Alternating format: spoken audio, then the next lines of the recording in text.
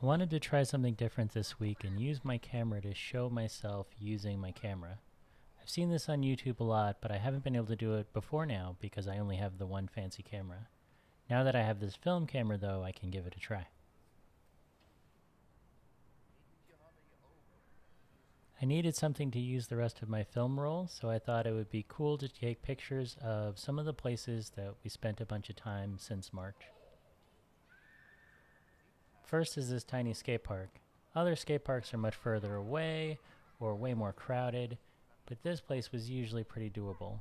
I've learned a ton of tricks here for the first time also because it's so small that it's a lot easier to get yourself to try to do things. One trick when you're using a film camera that you have to look out for is that unlike a digital camera, it doesn't show your settings in the viewfinder. With this camera, if I did buy the right battery and put it in, there would be an exposure indicator at least that would say when the camera thought that I was wrong.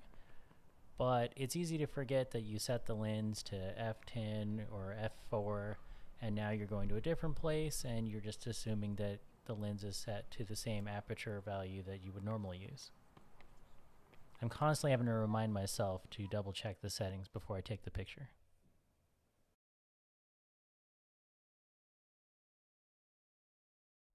We went for a lot of walks down by the river north of Wester Park.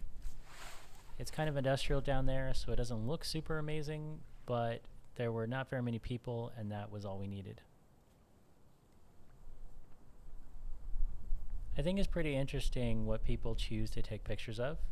Even if you're using a digital camera and you can take thousands and thousands of photos, there still was some train of thought that led someone to deciding to pull out the camera and shoot what they did. I also think it's fine if that reason isn't particularly profound.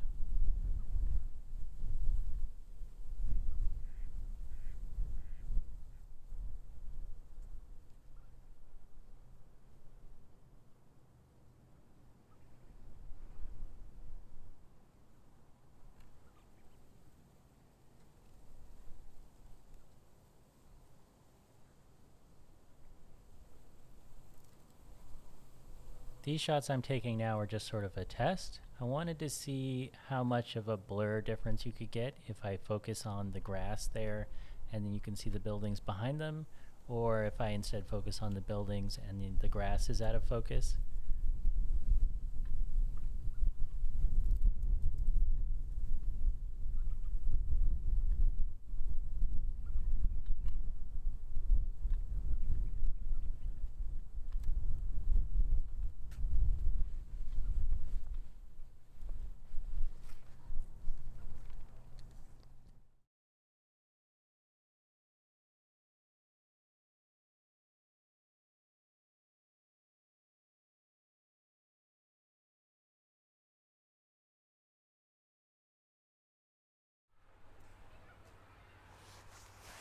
Further east along the water you get to the Houthavens.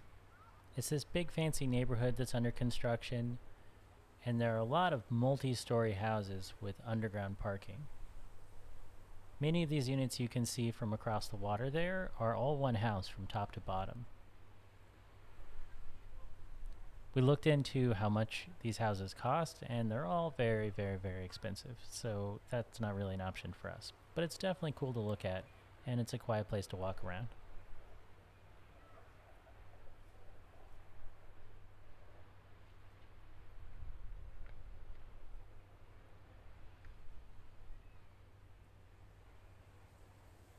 Between fancy digital cameras and film cameras and all of our cell phones, we can take pictures basically whenever we want of anything we want. What do you take pictures of? And when do you feel compelled to take out a camera and point it at something?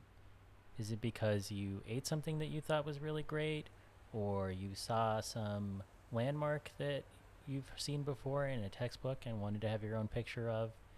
Is it because your kid did something interesting, or a family member was around? My nieces are getting old enough that not only do they understand how to work a smartphone, but they also understand the camera and the concept of taking pictures of things. So it's really interesting when my brother sends me pictures they've taken, because they're not old enough to have all the preconceptions about what should be taken, what can't be taken, what's not cool to take pictures of. They just take pictures of whatever they want. And sometimes it's a blurry mess, but sometimes it's a really cool picture.